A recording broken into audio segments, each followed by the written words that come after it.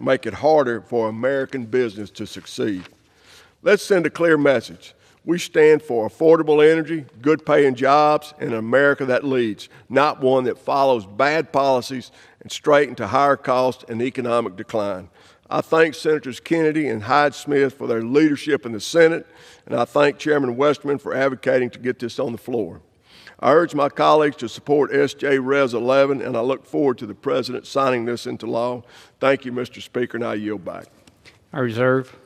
The gentleman from Arkansas reserves. The gentleman from California is recognized. Thank you, Mr. Speaker. So, my colleagues across the aisle are arguing that the rule is duplicative and the offshore drilling industry is already doing these surveys. That's kind of the point, folks. The fact that these surveys are already being done is exactly why this rule is so simple and not burdensome. The rule does not require any new or standalone surveys for the vast majority of leases. It simply makes sure that these surveys are done right. These surveys that are already being performed so that we can protect archaeological sites by identifying them before the work starts. This is common sense, a tweak that will provide important protection for offshore archaeological resources, bring the agency into compliance with the law, and actually promote efficiency. And with that, I would like to yield as much time as she may consume to the gentlelady from Maryland, Representative Elfreth. The gentlewoman is recognized. Thank you, Mr. Chair, and thank you, Ranking Member Huffman. Mr. Speaker, I rise today in opposition to S.J. Res. 11. As been said, historic artifacts serve as evidence of ancient civilizations. They teach us about the development of science and trade, transportation, and culture. So many of these artifacts are buried on the seafloor, from shipwrecks and storms to indigenous artifacts. And when that seabed is disturbed, these priceless pieces of history get damaged or destroyed, and more importantly, cost the companies seeking to do this work more money when they disturb these artifacts and are faced with fines and cleanup. Like the Micah shipwreck, which was bisected by a pipeline in 2001, it cost ExxonMobil $250,000 in fees to mitigate the damage it caused that could have been found from the beginning had there been a consistent survey. Again, saving that company money. This is not new. The Bureau of Ocean Energy Management has had guidelines on marine archaeology since 1982, and since have been updated during administrations from both parties to create greater consistency and predictability for everyone involved. These rules have stood for 40 years because they protect artifacts and protect the oil and gas companies from the liability of unknowingly destroying irreplaceable pieces of history. Each update to the rules have served to codify industry practice, use the best available science, and ensure compliance with the National Historic Preservation Act. Each update has provided oil and gas companies with more clarity and consistency. S.J. Res. 11 seeks not only to undo all of that work that has been done, but it will prohibit such a rule from ever being enacted in the future. And counter to some arguments, this rule is not financially burdensome. BOEM reports that the total annualized financial impact for the entire oil industry is less than $400,000 a year. For an industry with a reported pre-tax profit of $83.9 billion in 2024, this is a negligible impact. The rule does not negatively impact America's energy dominance and independence. The U.S. is still the #1 producer of oil and gas in the world and has been since 2009. We are producing more oil than any country ever. In fact, we are exporting energy, which is what is really hurting American energy prices. This rule didn't even meet the threshold to require a statement of energy effects report because it has such a negligible possibility of impacting energy supply, distribution, or use. This rule actually promotes efficiency, as been stated. It provides consistency to businesses and protects oil and gas companies from that liability. Doing these surveys before drilling saves time and money in the long run. It is much more damaging to a company's bottom line to stop operations suddenly when they find a shipwreck or artifacts. Nobody gets everything they want in the public policy that we debate on this floor, but this final rule at the beginning of the day is good policy that benefits every stakeholder involved, and banning this rule would set a dangerous precedent for solutions-oriented policymaking. It would roll back decades of bipartisan work that we have all done to preserve history. I urge my colleagues to consider the cost of this action, and I urge my colleagues to vote no on S.J. Res. 11, and I yield back. Thank you. reserve the balance of my time. The gentleman from California reserves, and the gentleman from Arkansas is recognized.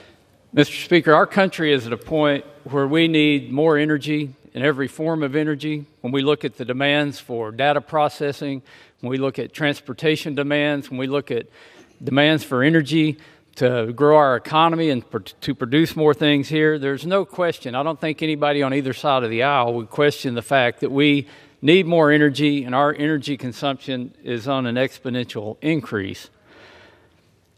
This rule that the Biden administration made is not about an all-of-the-above energy approach. It's not about producing more energy, more clean, reliable energy that comes from America. It's about attacking an industry. And if you don't believe that, just look at the rule itself. You know, we produce more than one kind of energy offshore. We produce oil and gas. We also produce wind. But magically, wind farms don't trigger an archaeological review, I guess, because they're not included in this analysis, that this redundant process that the Biden administration put in place. The reason they're not is the same reason that oil and gas should not be included, because there's already a process to do the Historical Preservation Act Section 106 requirements when you're getting a permit. This rule was added by the Biden administration just to create another level of bureaucracy, another level of regulatory hurdles to stop offshore oil and gas exploration and production.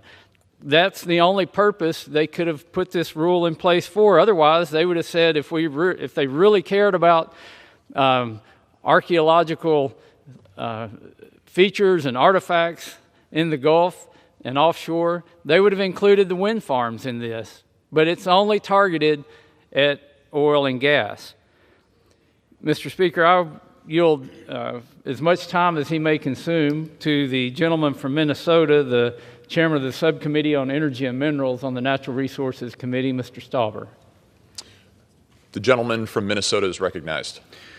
Thank you, Mr. Speaker. I rise today in support of SJ Res 11, which nullifies the Biden administration's politically driven rule to mandate all offshore oil and gas exploration and development projects complete costly and burdensome archaeological surveys and reports. Over the past 4 years, the American people have seen the most anti-oil, anti-gas, anti-traditional energy, and anti-mining administration in this nation's history. When for energy here in the United States and around the world is growing, as the chairman just said, rather than supporting an all-of-the-above energy strategy, Mr. Chair, the Biden administration sought to stop traditional forms of energy like oil and gas.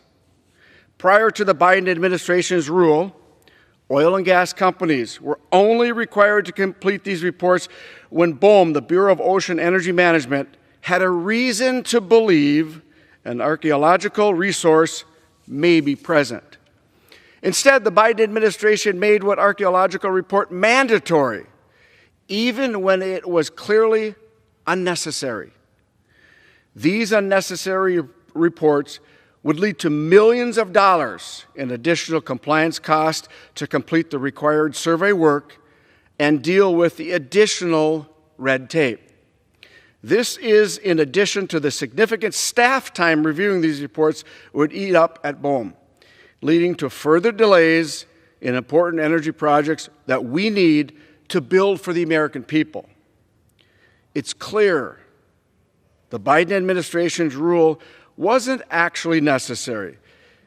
It was just another example of their, quote, death by 1,000 paper cuts, end quote. Their agenda to crush our domestic oil and gas industry and raise energy prices for all Americans in the process. After we pass this resolution today, and it will pass the House, and it already passed the Senate, and the President Trump will sign it. So after it passes this House today, and when it's overturned, these oil and gas projects won't be waived from historic preservation rules. This resolution does nothing to weaken the National Historic Preservation Act. These developers will still be required to take necessary steps to ensure they do not harm historic properties or archaeological sites. As was the case before the Biden rule, BOEM will still have the authority to require operators to perform these additional surveys and reports when it is actually necessary and actually warranted, Mr. Chair. This resolution will just return us to the previous process. Mr. Speaker, my colleagues on the other side of the aisle will argue this is necessary to preserve historic and archaeological sites on the outer continental shelf. If that is the case, why did the Biden administration's rule only apply to oil and gas operations? Why didn't this rule apply to offshore wind development? This was politically driven. I'm not arguing we need these additional necessary requirements for offshore wind. I'm just pointing out the blatant hypocrisy of the past administration. It's clear where their intentions were. Overturning this rule is good for our energy security and for our energy independence. Mr. Chair, a couple nights ago, the President of the United States addressed this House and the Senate. Talked about energy independence, energy dominance, critical mineral dominance, and a critical mineral powerhouse for our nation. It is crystal clear that the Biden administration wants to diminish the true, tried, respective, traditional energies we had and have, because they didn't include wind in this. Complete hypocrisy. If you are going to do it for one, you do it for all. They tried to choose winners and losers. They tried to do it. But here in the House, we're going to follow the Senate's bipartisan passing of the CRA. Today, it's going to pass in a bipartisan fashion in the House, and very soon, the President of the United States will sign this into law. It will change one of the many disasters of the prior administration. The prior administration, as I said, as I opened up, the most anti-oil, gas, and mining administration in the history of this country. I come from a state, rich mining state, biggest untapped copper nickel find in the world. Biden administration banned mining in northeastern Minnesota, took the mineral leases away that were in place since 1966. Yet, they want us to compete in defense, NASA, other areas of our communities with adversarial governments, when we have to buy their minerals for the F-35s, the F-22s, the F-16s, our submarines.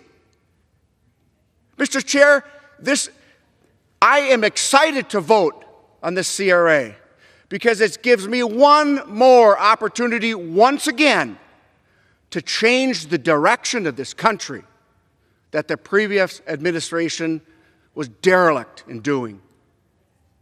I'm very happy to stand here today with my Democrat and Republican colleagues in a bipartisan fashion to get this across the finish line. The American people deserve it. The cost of energy and the need for our energy is going to be increasingly, as the chairman just said, Mr. Chair, we need to win the AI war. And that's going to mean we need energy to do it. We're going to need energy, Mr. Chair, when these businesses come back to our country. We reshore these manufacturing facilities. We're going to need this energy, Mr. Chair, to do that. Now we have an administration that understands it and will not be politically driven by just a few people. Mr. Chair, with my comments, I do want to say one last thing. Energy independence and critical mineral dominance is a Trump administration agenda. That's the American First agenda. That's going to employ a lot of people. And I yield back. Gentleman from Arkansas reserves, and the gentleman from California is recognized. Thank you, Mr. Chair. Let's talk about this claim of a double standard, of hypocrisy. Oh, the poor fossil fuel industry is being singled out. Poor big oil with its record profits and its record exports and its executive bonuses and its collusion with OPEC to gouge American consumers. They're just such a victim in the telling of my friends across the aisle. I hate to intrude on that narrative with a little bit of truth, but the fact is the offshore wind industry already does this stuff. They have to comply with the National Historic Preservation Act. The reason that the fossil fuel industry is the subject of this regulation is to bring them into compliance. I guess it reflects the radical proposition that the big oil oligarchs, your pals in the industry, should play by the same rules as everyone else. That is not socialism or wokeness or anything else. It should just be common sense and fairness. But, Mr. Speaker, I want to talk about the real human cost of our Republican friends' allergy, opposition, reflexive opposition to any type of regulation, and what this CRA would mean for working men and women on the outer continental shelf. Marine archaeological surveys are not just a nice idea. They actually are safeguards that protect workers from hidden dangers lurking beneath the waves. These surveys can detect unexploded ordnances, UXOs, which are military ammunition that has never detonated, and there's actually a lot of that out there. From World War II into the 1970s, the federal government dumped massive amounts of UXOs into the ocean, including depth charges, torpedoes, munitions, mustard gas, and even chemical weapons, all in designated explosive dumping areas. And if that wasn't bad enough, these same waters were used to dispose of radioactive waste. Now, the old technology used to map these areas was crude at best, leaving countless unexploded devices scattered beyond known dumping areas. But modern marine archaeological surveys can identify these things and save lives before disaster strikes. Rather than protect workers from these deadly hazards, Republicans want to repeal this common sense rule, rolling the dice with human life in the name of corporate profits. They wrap it all up in a phony pitch about prices, like they are standing up for the little guy while they look the other way when their oil oligarch pals collude with OPEC to gouge American consumers. Well, what about the working class men and women who power our offshore energy industry? What about their safety? Are they just collateral damage for the latest favor to big oil? Let's be clear. This resolution isn't about helping the common worker. It's about Republicans making good on their promise to deliver for big oil billionaires destroying our planet. With that, I reserve. The gentleman from California reserves, and the gentleman from Arkansas is recognized. Mr. Speaker, I have no further requests for time. I'm prepared to close and continue to reserve. The gentleman reserves. The gentleman from California is recognized. Yeah, Mr. Speaker, I have no further speakers, and I'm prepared to close. The gentleman from California is recognized. All right, thank you. My Republican colleagues decided that the best use of our time today is to debate whether or not we should keep a common sense rule that protects tribal resources, worker safety, and our nation's history. They claim we must do this because this rule is too burdensome for oil and gas companies and will create higher energy prices for American consumers. All of that is nonsense. So what this rule actually requires of companies like Shell, BP, ExxonMobil, companies that make between $28 and $85 billion a year, it requires them to tweak surveys that oil and gas companies are already doing so that they can proactively look for marine archaeological resources or unexploded ordnances, discoveries that would actually stop oil and gas development if they didn't do this proactively, even without this rule. This is a common sense, look before you drill provision that benefits the American people and keeps offshore workers safe. Republicans aren't delivering for you, everyday Americans. If they were, they would take a stand on ridiculous tariffs that Trump is imposing on our closest allies, or unconstrained exports of liquefied natural gas that are driving up energy prices, or repealing energy tax credits in the IRA. all policies on their side that are going to raise your energy prices. If they were delivering for you, they wouldn't allow working class people to go out into the outer continental shelf without the guarantee that they're working on top of unexploded military ammunition or radioactive waste. That's what this rule does. It protects workers and the public interest. They would not allow massive firings of essential employees who protect your public lands. They would not vote for your health care to be ripped away like they just did last week. The Republican agenda in the House today accomplishes one thing and one thing only: selling out the American people and our planet so they can continue to enrich the oil baron oligarchs and billionaire class. This resolution is just the latest favor to these elites, and I strongly urge my colleagues to oppose it. And with that, Mr. Speaker, I yield back. The gentleman from California yields back. The gentleman from Arkansas is recognized. Mr. Speaker, again, in closing, I urge my colleagues to vote in favor of SJ Resolution 11. And I want to thank my colleagues across the aisle for actually making our point on why this regulation that was put in place by the Biden administration is totally unnecessary. We made the point that it's targeted specifically for oil and gas and that wind is exempted. They tried to say that wind is exempted because they're already doing the analysis under the National Historic Preservation Act, Section 106. Well, guess what? Oil and gas is doing the same thing. They're already making these archaeological assessments under existing rules. This is redundant, but it's not just redundant, it's punitive. It was a rule put in place to attack what our colleagues like to refer to as the big oil boogeyman. Apparently because they've been successful and they can actually turn a profit because there's a demand for their product, they should be attacked by the federal government. They should have more regulations put on them. We should do anything we can to stop producing more energy offshore if you're in the mindset of the previous administration. That's not helping America. That's not helping the American consumers. That's not helping the American economy. And it's certainly not helping America on the world stage. It is ridiculous that we're having to come here and do congressional review acts on horrible policies that were put in place by the previous administration. But thank goodness we have the tool to do that.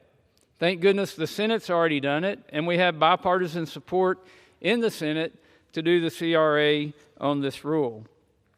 States and federal laws, as have already been mentioned, provide robust oversight for marine historic resources, again, making this added layer of federal bureaucracy pointless and wasteful.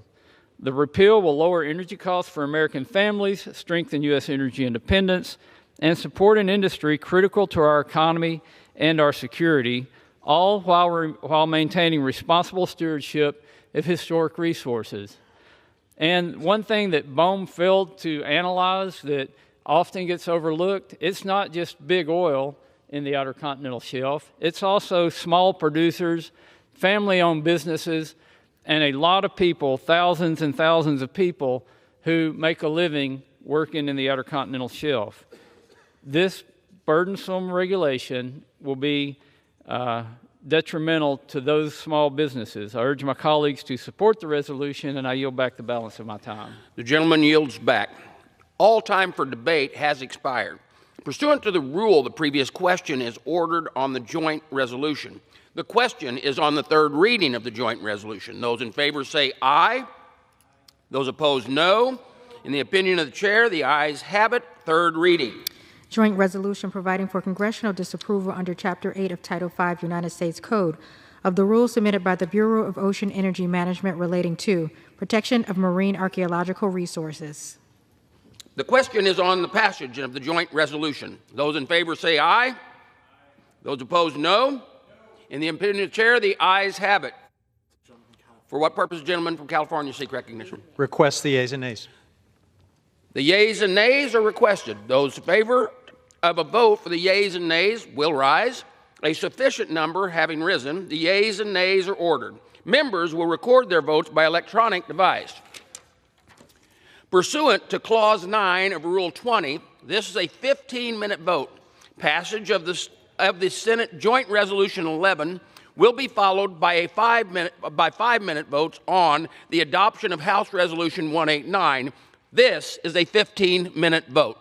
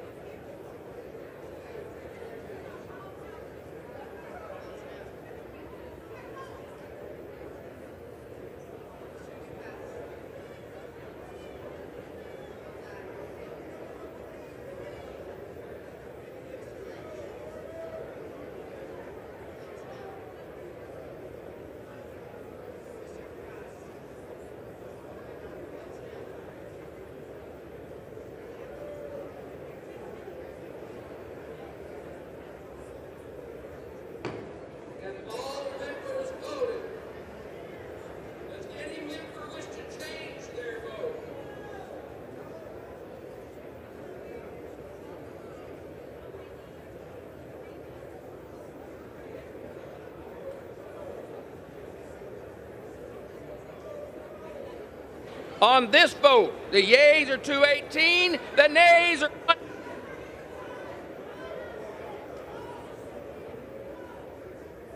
We're back up.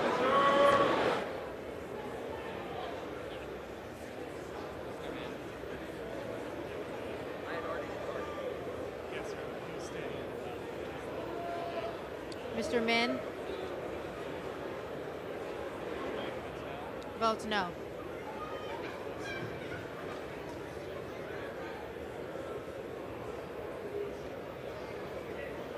Wait a minute, you got another one in the well.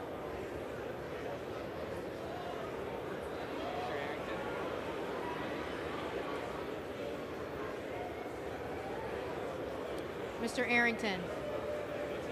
Votes aye.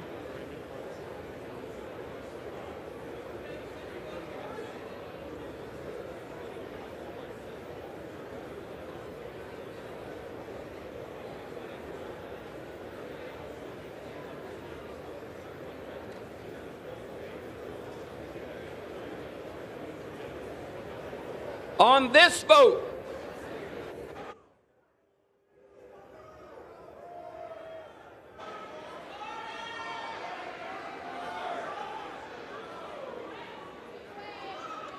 Mr. Barr? Votes aye.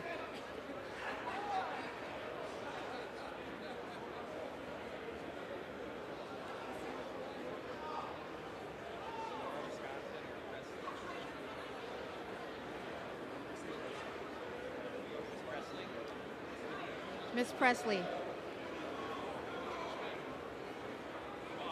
Votes no. Ms. Moore of Wisconsin? Votes no.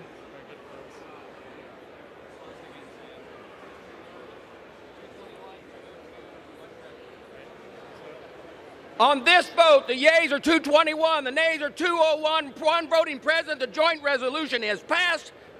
Without objection, the reconsider laid on the table. Pursuant to Clause 8 of Rule 20, the unfinished business is to vote on the adoption of House Resolution 189, on which the yeas and nays are ordered. The clerk will report the title of the resolution. House Resolution 189, resolution censuring Representative Al Green of Texas.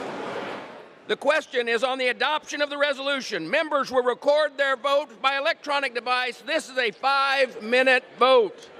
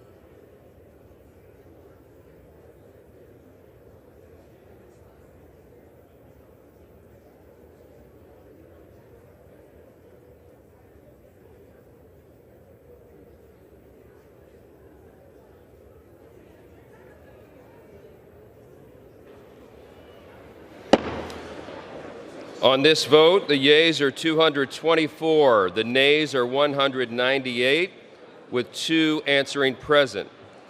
The resolution is adopted. Without objection, a motion to reconsider is laid on the table. The House will come to order. The House will come to order. Shh. Will Representative Green present himself to the well?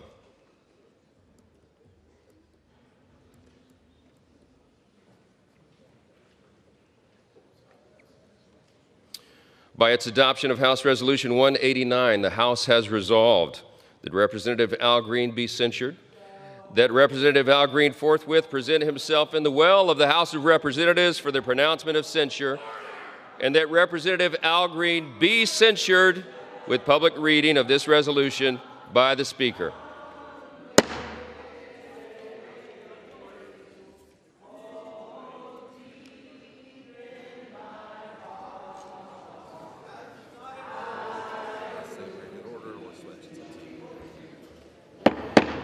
The House had come to order. The House had come to order.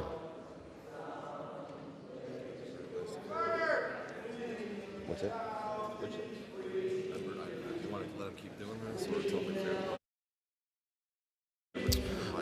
The House had come to order. Clear the well, please. Clear the well. The House has to continue its business.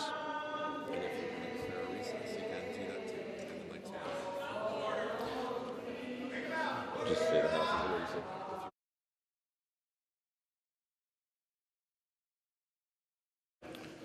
Pursuant to Clause 12A of Rule 1, the House will stand in recess subject to the call of the chair.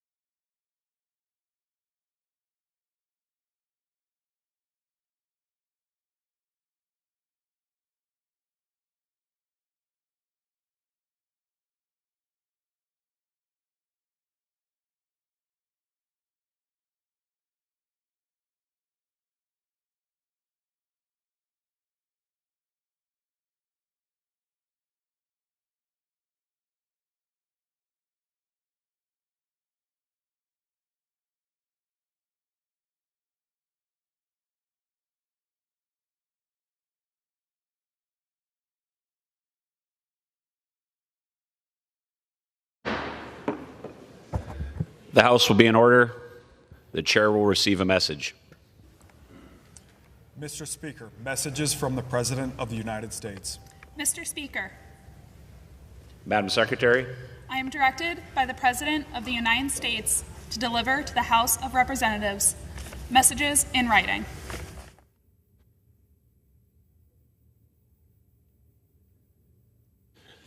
the chair would announce that the chair's earlier announcement regarding roll call number 61 was mistaken. The correct tally was 221 voting aye, 202 voting no, and 1 answering present.